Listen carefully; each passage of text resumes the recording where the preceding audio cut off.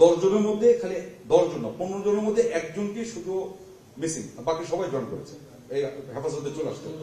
14 জনই আমাদের সেনা হেফাজতে চলে আসছে।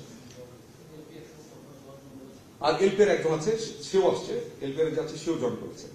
তো 15 জন 15 হচ্ছে অ্যাক্টিভ সার্ভিস, একজন হচ্ছে এলপিআর, এর ভিতরে একজন মিসিং, বাকি সবাই জয়েন করেছে। হ্যাঁ, 15 জন অলরেডি আমাদের সেনা হেফাজতে আল্লাহর মধ্যে সংযুক্ত হয়েছে। বাছাইকৃত কাঁচামাল ও স্বয়ংক্রিয় ইউরোপিয়ান মেশিনে তৈরি হয় all time honeycomb, all time healthy life.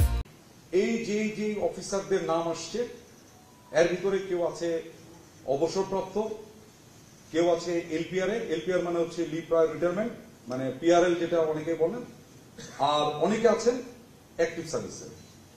আমি সংখ্যাটা দিলে আপনাদের একটু সুবিধা হবে, যদি আপনারা সবাই চাষিদের দেখেছেন। এখানে সর্বসাকুল্যে এই পর্যন্ত যাদের নাম বেরিয়েছে প্রায় 25 জন। 25 জনের ভিতরে বরখাস্ত বা মানে অবসরে যারা আছেন এদের সংখ্যা হচ্ছে 9। এলপিআর বা লিভ প্রায়র রিটায়ারমেন্ট যেটা আছে এটা সংখ্যা হলো 1। আর চাকরিরত অফিসারের সংখ্যা হচ্ছে এখানে 15। বুঝে গেছে? এখন যারা অবসরে চলে গেছেন, এলপিআর যারা অবসরে চলে গেছেন, তার প্রতি যদিও বা আমাদের সেনা আইন তার উপরে ওইভাবে খাটে না।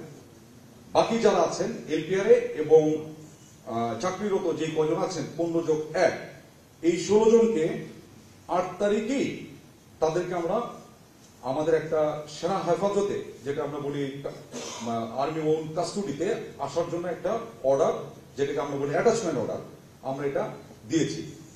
এবং খুব স্বাভাবিকভাবে একটু খেয়াল করে দেখেন, যে কোনো সরকারি বা ইভেন বেসামরিক মানে অন্য কোনো প্রতিষ্ঠান হইতে পারে, তাকে এক জায়গা থেকে যদি আর এক জায়গায় বদলিও করেন, তাকে একটা সময় দেওয়া হয়, তাকে জার্নি করার জন্য একটা সময় দেওয়া হয়, যেটাকে বলা হয় জার্নি টাইম। যোগদান করার জন্য একটা সময় দেওয়া হয়, যেটাকে বলা হয় যোগদানের জন্য জয়নিং টাইম। আছে না এটা? এটা কিন্তু আমাদের প্রচলিত। ঠিক সেরকমও তাদেরকে 8 তারিখে বলা হয়েছে, এন্ড এটা ঘটেছে বিকাল অথবা সন্ধ্যার কাছাকাছি সময়, এবং তাদেরকে বলা হয়েছে 9 তারিখের ভিতরে তোমরা সেনা হেফাজত ঢাকা ক্যান্টনমেন্টের একটা আমরা বলে দিয়েছি এই জায়গাতে তাদেরকে অ্যাটাচ করার জন্য, MN2 অ্যাটাচ মানে সংযুক্ত হওয়ার জন্য।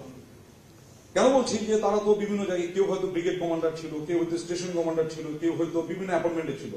এইটা তাকে ইমিডিয়েটলি ওই অ্যাপয়েন্টমেন্ট বা নিযুক্তিটাকে রিলিজ করে আমাদের সেনা হেফাজতে আমাদের একটা আছে মানে মুভ অ্যান্ড কোয়ার্টারিং বলে MN2, এইটার আন্ডারে চলে আসার জন্য 9 তারিখে ভিতরে তাদেরকে আসতে বলা হয়েছে। এটিকে আমি বুঝতে পেরেছি। তো এখন আসি আমরা কেন এই সেনা কাস্টডিতে তাদেরকে আসতে বললাম, এটাও একটা ব্যাখ্যা দিয়ে দিই। আমি কিন্তু আমরা এখনো ওয়ারেন্ট কিন্তু হাতেও পাইনি, ইভেন পুলিশও তখন আমাদের সাথে কেউ যোগাযোগ করেনি যে একটা ওয়ারেন্ট ইস্যু হচ্ছে। এটা social media is faster than anything. Legal side to legal মতো যাবে, social media is faster than legal. So এটা আমরা জেনেছি এবং আমরা ওইটাতে স্বপ্রণোদিত আমরা প্রথমে বলে নিয়েছি, বাংলাদেশ সংবিধানে স্বীকৃত সকল আইনের প্রতি আমরা শ্রদ্ধাশীল। ঠিক সেই কারণে আমরা কিন্তু দেখেন পাওয়ার আগেই 8 তারিখে তাদেরকে নিযুক্তি চেক বাদ দিয়ে তাদেরকে বলেছি 9 তারিখের ভিতরে তোমরা সেনা হেফাজতে চলে আসো। এবং আপনি একটা বিষয় একটু বলে রেখে আপনি কথা শোনার চেষ্টা করেন। এটা বাংলাদেশ সেনাবাহিনীর এটা এজ ওল্ড প্র্যাকটিস। সেনাবাহিনীতে এইরকম এটার মতো না হলেও অন্যরকম বা এর থেকেও বেশি সেন্সিটিভ অনেক কেসের ভিতরে বাংলাদেশ সেনাবাহিনী 54 বছর পার করে আসছে। ওই সময়ও আমরা এরকম যাদের নামে অভিযোগ উঠে তাদেরকে আমরা এরকম হেফাজতে প্রথমে নিয়ে নিই, তারপরে তার বিচার কার্য শেষ হয়। সেটা আপনারা শুনেছেন, field general court martial, summary court martial ইত্যাদি শুনেছেন না? এই কোর্ট মার্শাল গুলো বিভিন্ন প্রকারের কোর্ট মার্শাল আছে, এগুলো সব শেষ করার পরে রায় যখন হয় তখন তার বিচারের রায় অনুযায়ী আইনানুগ ব্যবস্থা গ্রহণ করা হয়। কেউ বরখাস্ত হয়, কেউ জেলে যায়, কেউ ছাড়া পায়, কেউ ইত্যাদি ইত্যাদি। এটা কিন্তু আজকের না, গত 54 বছরে সেনাবাহিনীর এইরকম অনেক ঘটেছে।